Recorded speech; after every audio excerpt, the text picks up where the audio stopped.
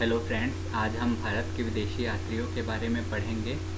हो सकता है आपको आवाज़ में कमी आए या प्रॉब्लम हो, क्योंकि मेरे पास माइक नहीं है, इसीलिए मैं थोड़ी प्रॉब्लम हो सकती है। अभी लॉकडाउन है तो मैं ख़रीद नहीं सकता, बाद में ख़रीद लूँगा। तो हम भारत के विदेशी यात्रियों को 6 पार्ट में डिवाइड कर सकते हैं।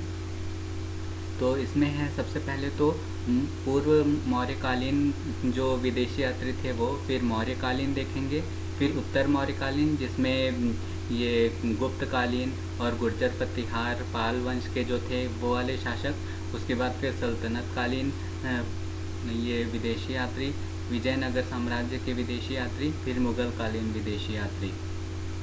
तो और उसको इस विदेशी यात्री को हम 3 पार्ट में डिवाइड करेंगे। सबसे पहले देश, साम्राज्य या शासक, उसके बाद फिर उसका वर्णन तथा उसका विशेष।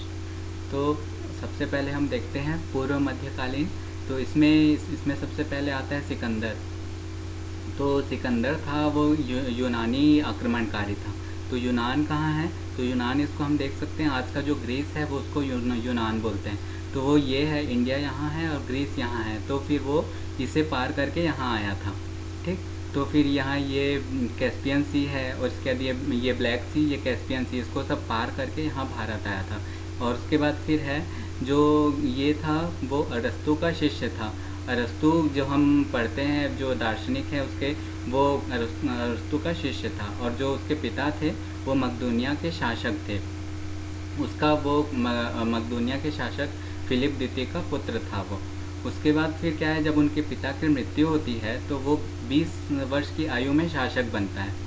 तो वो क्या है, जब वो भारत जब जीतता हुआ जो भारत आता है, क्योंकि हम सिकंदर को जानते हैं कि हमेशा जीतने वाला होता है, तो फिर वो जीतते हुए जो ग्रीस से जब आ रहा था भारत, तो वो काबुल होते हुए हिंदू कुश पर्वत को पार करके, हिंदू कुश पर्वत कहाँ पे है?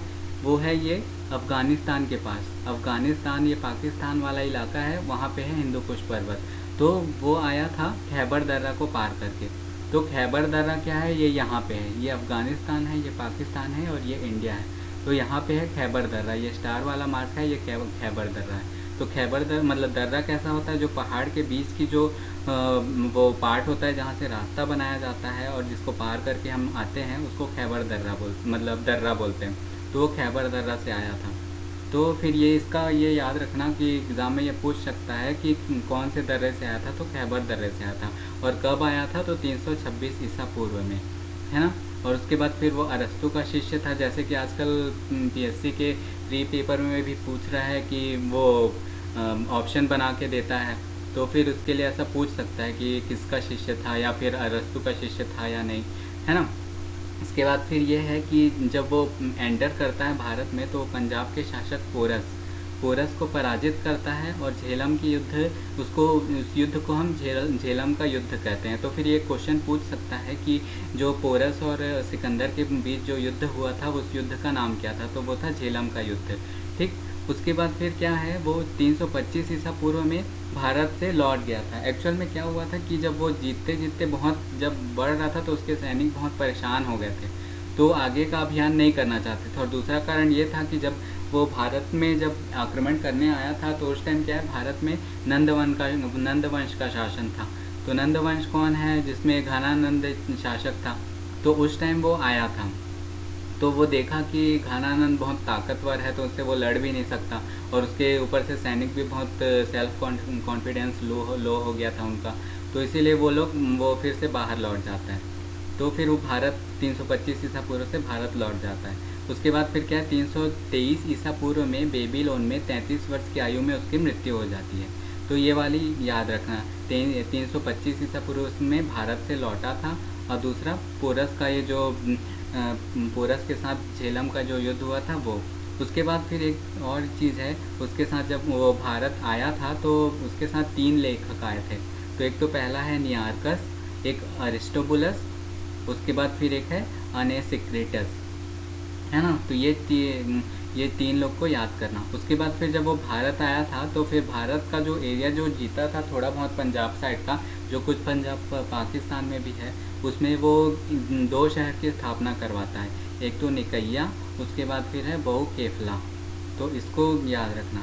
जो निकैया है वो विजय के उपलक्ष्य में कराता है और बहुकेफला नगर की स्थापना अपने प्रिय घोड़े के नाम पर करवाता है। तो इसको ये सिकंदर के बारे में इतनी बातें याद रखना। तो ये प्री में भी पूछ सकता है और ऊपर से अगर मेंस में भी आने का चांस तो नहीं है, फिर भी अगर आया सिकंदर के बारे में तो इतना सब हम लिख सकते हैं। उसके बाद फिर आता है मौर्यकालीन विदेशी यात्री। तो मौर्यकालीन विदेशी यात्री में सबसे पहले तो है मेगास्थनीज, जो बहुत इम्पॉर्टेंट है और ये मेंस और प्री दोनों के मामले में बहुत इम्पॉर्टेंट है। तो सबसे पहले ये यूनानी था, यूनानी मतलब ग्रीस से आया था, वही जहाँ से सिकंदर आया था वही वाला। उसके बाद फिर क्या है, ये चंद्रगुप्त मौर्य के टाइम में आया था 302 ईसा पूर्व में। उसके बाद ये सेल्यूकस निकेटर जो यूनान का शासक था उसका राजदूत था, है ना। उसके बाद फिर क्या है, ये इंडिका नामक पुस्तक लिखा था, ये तो सब जानते हैं। तो इसका सबसे पहला है कि ये चंद्रगुप्त मौर्य के सैन्य व्यवस्था के बारे में बहुत अच्छे से एक्सप्लेन किया था कि बहुत ज़्यादा भव्य थे और बहुत ताकतवर थी। उसके बाद इसने भारतीय समाज को 7 भागों में विभाजित किया था। ये क्वेश्चन प्री में भी आ सकता है, तो इसको आप लोग याद रख लेना। दार्शनिक, किसान, अहीर मतलब जो दूध वाले होते हैं वो, उसके बाद फिर कारीगर, शिल्पी, सैनिक और निरीक्षक, उसके बाद सभासद, ये 7 भागों में उसने विभाजित किया था, है ना। और उसमें सबसे ज़्यादा जो संख्या थी वो किसानों की संख्या सबसे ज़्यादा थी, तो इस चीज़ को याद रखना, है ना। तो ये 7 भागों में विभाजित किया था। ये प्री में पूछ सकता है कितने भागों में विभाजित किया था या फिर कौन कौन सा चीज़ है और नहीं है, ऐसा करके। ये शिल्पी और कारीगर एक ही है ना। उसके बाद फिर क्या है, मौर्य शासन, इसने कहा था कि मौर्य प्रशासन में दास प्रथा नहीं थी, ऐसा उसने उल्लेख किया था। और एक अधिकारी का उल्लेख किया जिसे एग्रोनोमोई कहते हैं, जो मार्ग निर्माण या सड़क निर्माण के लिए विशेष अधिकारी होता था। और उसने ये भी उल्लेख किया कि चंद्रगुप्त मौर्य का जो महल था वो लकड़ी का बना हुआ था, जिसमें पत्थर की नक्काशी हुई थी। तो इसमें मेन याद रखने वाला पॉइंट है ये कि यूनानी यात्री था, चंद्रगुप्त मौर्य के टाइम में आया था, सेल्यूकस का राजदूत था और इंडिका पुस्तक लिखा था, और ये 7 भागों में विभाजित किया था। इस चीज़ को आप लोग याद रखिएगा। उसके बाद फिर आते हैं हमारा अगला ये जो था यात्री मौर्य काल का, वो है डायमेकस और ये 2 डायनोसियस। ये 2 एक जैसा है, उसको याद रखने के लिए थोड़ा कन्फ्यूज़न हो सकता है। तो उसमें क्या है, सबसे पहला है ये डायमेकस कब आया था, बिंदुसार के समय डायमेकस आया था, है ना। और ये सीरिया के एक नरेश एंटियोकस प्रथम का राजदूत था, तो इसको याद रखना। ये सीरिया डायमेकस है, वो सीरिया के एक राजा एंटियोकस प्रथम का राजदूत था, ठीक। उसके बाद दूसरा है वो है डायनोसियस था, वो मिस्र के नरेश टालेमी फिलाडेल्फियस का राजदूत था। तो ये क्या है, डायमेकस था वो आया था सीरिया से आया था, और डायनोसियस था वो मिस्र से आया था, और इसके राजा थे वो टालेमी फिलाडेल्फियस थे, और ये दोनों हैं वो बिंदुसार के समय आए थे, ठीक। उसके बाद फिर आते हैं उत्तर मौर्यकालीन विदेशी यात्री। इसमें जो यात्री है उनके पुस्तक का नाम याद रखेंगे तो ज़्यादा अच्छा रहेगा। सबसे पहला प्लीनी है, वो क्या है कि रोमन यात्री था, है ना। वो नेचुरल हिस्टोरिका नामक पुस्तक लिखा था। इनके पुस्तक का बहुत सारे एग्जाम में पूछा भी है कि नेचुरल हिस्टोरिका किसने लिखा है, ऐसा करके। तो नेचुरल हिस्टोरिका प्लीनी ने लिखा है, और ये 1ली शताब्दी ईस्वी में आया था, ठीक। और दूसरा है टालेमी ये था एक भूगोलवेत्ता था जो मिस्र से आया था, ठीक। तो ये 150 ईस्वी में आया था, और इसने जियोग्राफिका नामक पुस्तक लिखी थी, और कहाँ का था ये, मिस्र का था। उसके बाद फिर एक अज्ञात पुस्तक है जो अज्ञात लेखक द्वारा लिखा गया था, जिसमें पेरिप्लस ऑफ द एरिथ्रियन सी ये पुस्तक लिखी गई थी। इसके लेखक का नाम याद नहीं, मतलब बताया नहीं गया है पुस्तक में। और इसने उल्लेख किया है कि लाल सागर, फारस की खाड़ी और हिंद महासागर से रोमन का व्यापार होता था। इसने इस पुस्तक ये वाले में ऐसा पूछ सकता है कि मतलब ये लिखा कौन था, या फिर इसके बारे में इसमें क्या उल्लेख किया गया है, ऐसा करके। तो ये ज़्यादा दोनों इम्पोर्टेंट है, इसके पुस्तक का नाम और ये कौन लिखा है ये, और ये कहाँ से आए थे। तो ये टॉलेमी था, ये मिस्र का था, और प्लीनी था, ये रोमन से आया था, ठीक। उसके बाद उत्तर मौर्यकालीन यात्री में उसके बाद आता है फाहयान क्या है, ये चीनी यात्री था, ठीक। चीनी यात्री था, और ये गुप्त शासक चंद्रगुप्त द्वितीय के समय आया था, ठीक। ये कन्फ्यूज़न हो सकता है वो मैगस्थनीज के साथ। मैगस्थनीज था वो क्या था, चंद्रगुप्त मौर्य के टाइम में आया था, और ये जो फाहियान था वो चंद्रगुप्त द्वितीय के टाइम में गुप्त शासन में आया था। ठीक, ये 399 ईस्वी में, चौथी या 5वीं सदी इसमें आया था। उसने उल्लेख किया था कि मृत्युदंड उस काल में नहीं दिया जाता था, केवल अर्थदंड दिया जाता था, है ना। और उसके बाद क्या है कि मध्य भाग में ब्राह्मण का बाहुल्य था, और तथा ये भी बताया कि वे लोग मांस, मदिरा, लहसुन, प्याज का सेवन नहीं करते थे। ठीक, और क्रय विक्रय के लिए कौड़ियों का उपयोग करते थे। और उस टाइम क्या है कि जो गुप्त शासन आ गया था उस समय, तो मौर्य काल का थोड़ा बहुत बचा होगा अवशेष, तो उसने ये बताया था अशोक का जो महल था वो देवताओं द्वारा निर्मित बताया था, मतलब इतना भव्य था कि उसको देवता ही बना सकते हैं, ऐसा करके कहा था। और चीनी ग्रंथ में उसने भारत को यिंतु कहा है। ठीक, तो फाहियान का सबसे पहला याद रखने वाला बात है कि ये चीन से आया था, चंद्रगुप्त द्वितीय के समय आया था, और चौथी 5वीं सदी 399 ईस्वी के आसपास आया था। ठीक, उसके बाद फिर चीनी ग्रंथ में भारत को यिंतु कहा गया है। ठीक, उसके बाद फिर आता है अगला है वो जो यात्री है उसमें है ह्वेनसांग, जो इम्पोर्टेंट बहुत ज़्यादा है। वो फाहियान के बाद आया था, ये बात हमेशा याद रखना, क्योंकि कभी कभी सिक्वेंसिंग में पूछता है, उसको मैं अच्छे से बना के दे दूँगा आगे।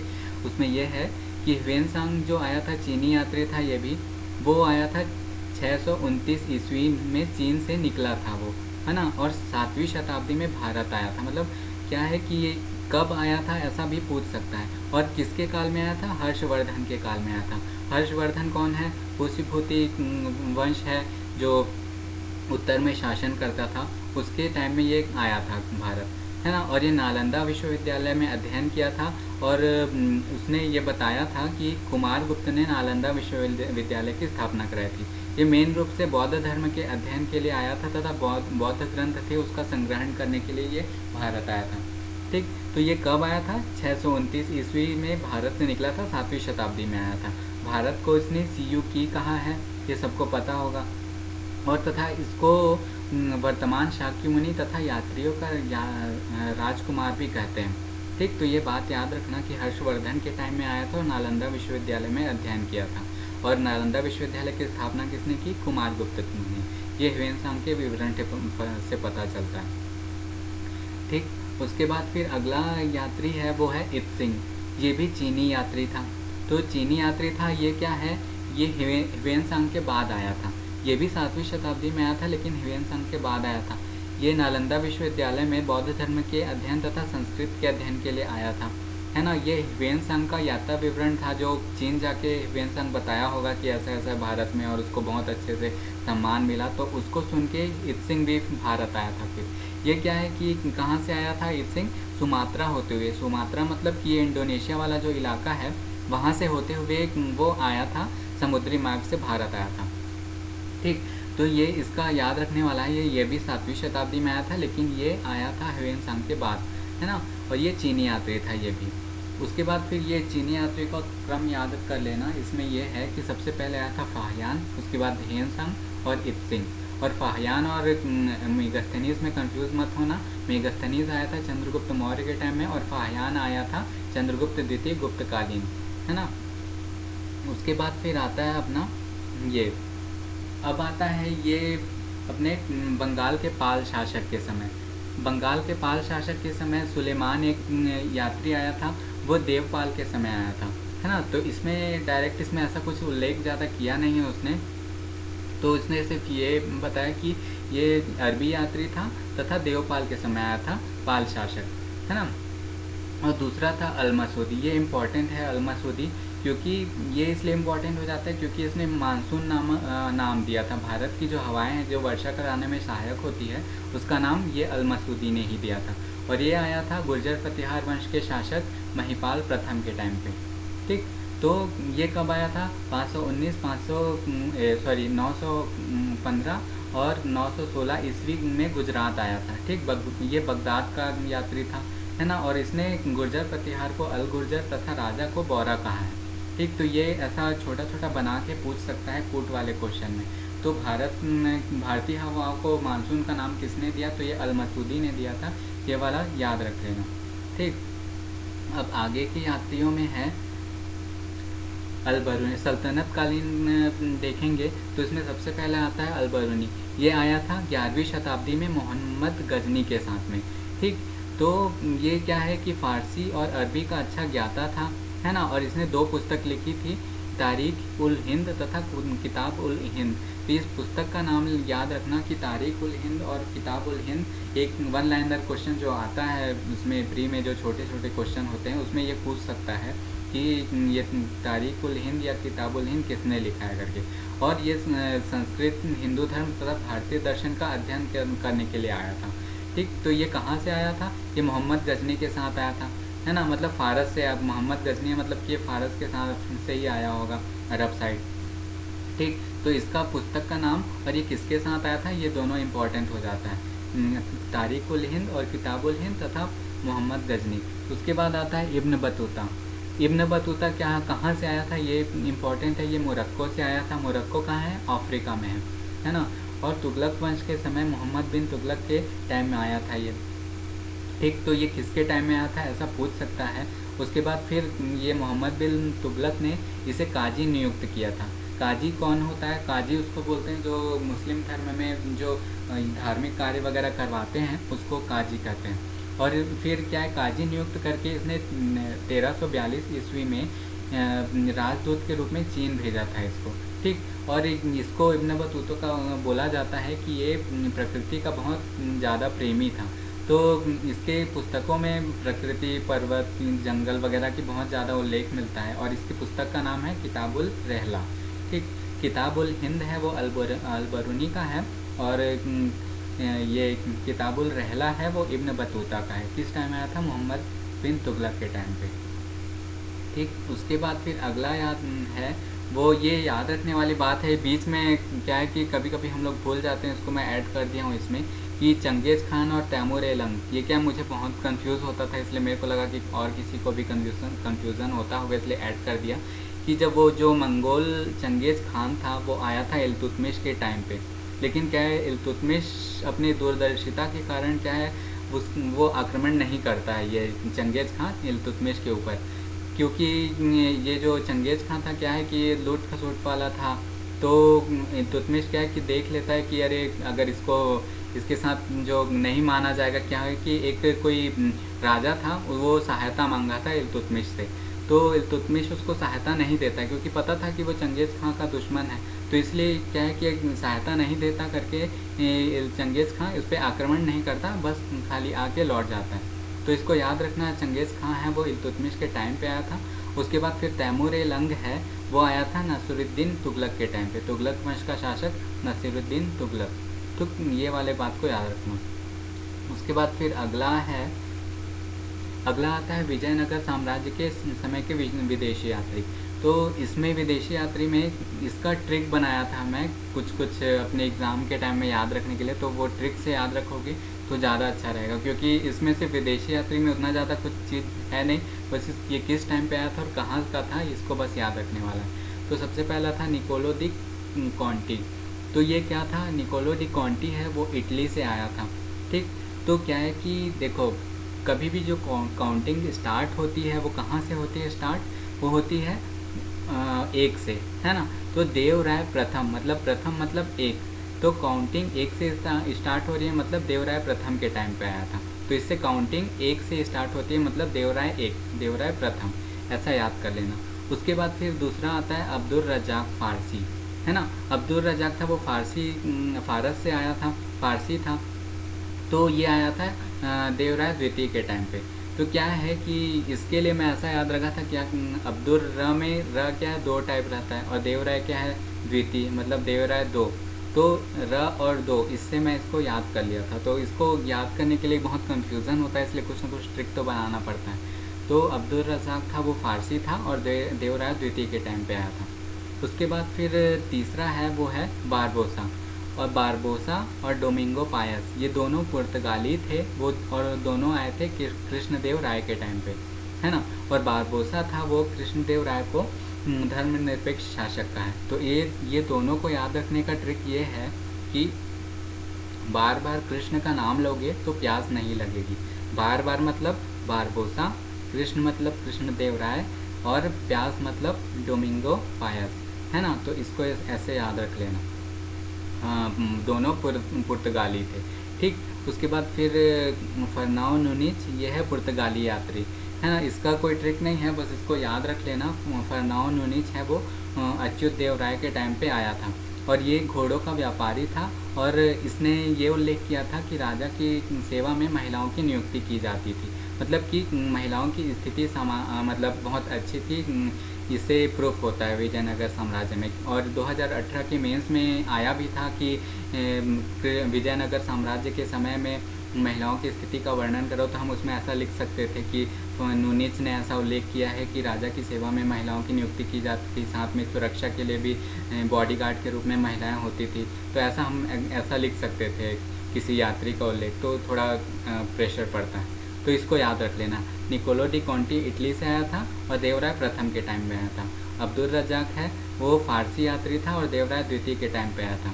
बारबोसा है वो कृष्णदेव राय, और डोमिंगो डी पायस है वो भी कृष्णदेव राय के टाइम पे, और जो नूनीज था वो अच्युत देव राय के टाइम पे आया था, ठीक। तो इसको याद कर लेना।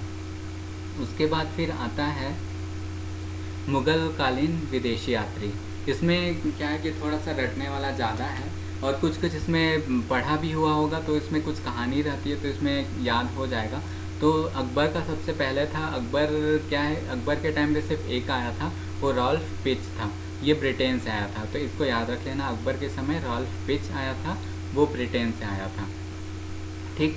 और जहांगीर के समय आया था हॉकिंस, है ना। हॉकिंस क्या था कि सबसे पहले आया था 1608 में। उस टाइम क्या है कि 1600 में ईस्ट इंडिया कंपनी बन चुकी थी, तो ईस्ट इंडिया कंपनी बन चुकी, तो अब अपना व्यापार को स्थापित करने के लिए अपने को परमिशन लेना था, तो हॉकिंस को भेजे थे, है ना। तो हॉकिंस क्या है कि इंग्लैंड के राजा जेम्स प्रथम का पत्र लेकर आया था, है ना। और फारसी में बात करना आता था उसको, तो इम्प्रेस करने के लिए फारसी सीख गया होगा, तो फारसी में बात कर लेता था, तो इसलिए जहांगीर ने उसे खुश होकर इंग्लिश खान की उपाधि दी थी। कैप्टन हॉकिंस को मिला था, ऐसा याद रखना। इंग्लिश खान की उपाधि किसको मिली थी, हॉकिंस को मिली थी कि टॉमस रो को मिली थी, तो ऐसा इंग्लिश खान की उपाधि हॉकिंस को मिली थी, ये याद रखना, ठीक। उसके बाद फिर दूसरा आता है टॉमस रो, है ना। ये इसको भी जेम्स प्रथम भेजा था, और ये 1615 में आया था, है ना। और इसका इसकी सफलता ये थी कि ये जहांगीर से व्यापार करने के लिए फरमान प्राप्त कर लिया था। तो क्या है कि सूरत में फिर वो लोग कोठी वगैरह बना लिए थे, तो टॉमस रो का ही जो मतलब जो फरमान प्राप्त किया था वो जहांगीर से, उसी कारण उन लोग सूरत में अपनी कोठी बनाते हैं। तो ये दो जहांगीर के टाइम आए थे, एक तो हॉकिंस, दूसरा टॉमस रो, ठीक। उसके बाद फिर अगला आता है, अगला शाहजहाँ के टाइम के विदेशी यात्री। एक तो है ट्रेवर्नियर। ये ट्रेवर्नियर है वो क्या है, फ्रांस से आया था, ठीक। और ये पेशे से जौहरी था, तो फिर इसे याद रखना। ट्रेवर्नियर है वो हीरा और हीरे के खदान का विस्तृत रूप से चर्चा किया है, ठीक। ये ट्रेवर्नियर था वो फ्रांस से आया था और हीरे के खदान की चर्चा किया है, और पेशे से जौहरी था। उसके बाद बर्नियर, है ना। बर्नियर और ट्रेवर्नियर दोनों नाम सेम लग रहा है, दोनों फ्रांस के हैं, है ना। ये जो ट्रेवर्नियर था वो जौहरी था, और बर्नियर था वो चिकित्सक था, ठीक। उसके बाद फिर शाहजहाँ के बेटों में उस टाइम उत्तराधिकार का युद्ध चालू हो गया था, जो शाहजहाँ के 4 बेटे थे उन लोगों के बीच, है ना। उसके बाद फिर निकोलो मनुची क्या है कि जो उत्तराधिकार का युद्ध चल रहा था, जो अपने उनके औरंगजेब और उसके जो बेटे थे उनके बीच, दारा शिकोह वगैरह के बीच, तो उस टाइम का प्रत्यक्षदर्शी था, है ना। बर्नियर के टाइम पे युद्ध चल रहा था, और जो एकदम प्रत्यक्ष देखा है वो मनुची देखा है ना। ये इटली से आया था, और इसने पुस्तक लिखी थी स्टोरियो डी मोगोर, है ना।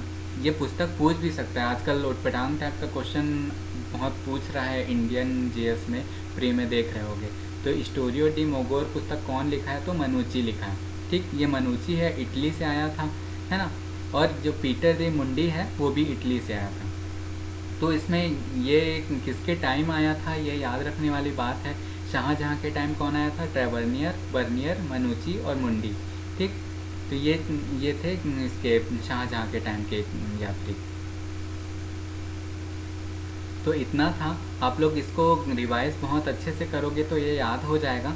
इसको थोड़ा सा एक बार में तो याद होने वाला नहीं है, क्योंकि मुझे भी याद नहीं हुआ था और शायद किसी को भी याद नहीं होता है। तो क्या है कि इसका PDF सर को बोल दूँगा, प्रोवाइड कर देंगे, और इसको आप लोग बहुत बार पढ़ लोगे, मतलब कम से कम 10 बार भी पढ़ लोगे तो आप लोग को ये याद हो जाएगा। और ये थे भारत के सारे विदेशी यात्री। Thank you for watching.